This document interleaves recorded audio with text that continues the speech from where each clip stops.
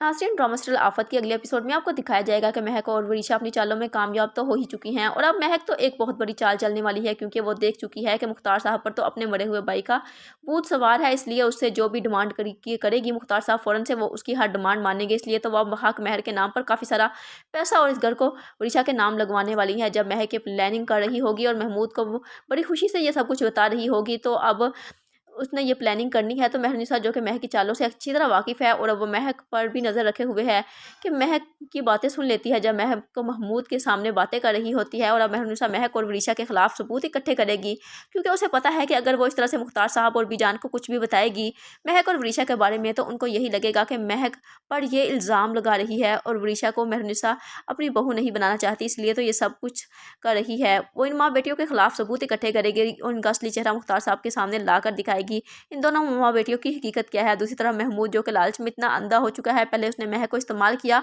और अब वो वरीशा को इस्तेमाल कर रहा है। जब महक के सामने महमूद की हकीकत आएगी तो वो वरीशा को समझाने की कोशिश भी करेगी, लेकिन वरीशा उसकी किसी भी बात पर यकीन ही नहीं करेगी।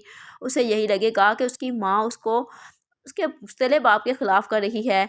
इसीलिए तो महमूद ने उसे इतना ज़्यादा प्यार और मोहब्बत दी कि वरीशा को वो इस्तेमाल कर सके, और इसीलिए वरीशा अब अपनी सगी माँ पर एतमाद नहीं करेगी, बल्कि अपने सौतेले बाप की बात पर एतमाद करेगी। तो क्या वरीशा और महक अपने मकसद में कामयाब हो पाएंगी?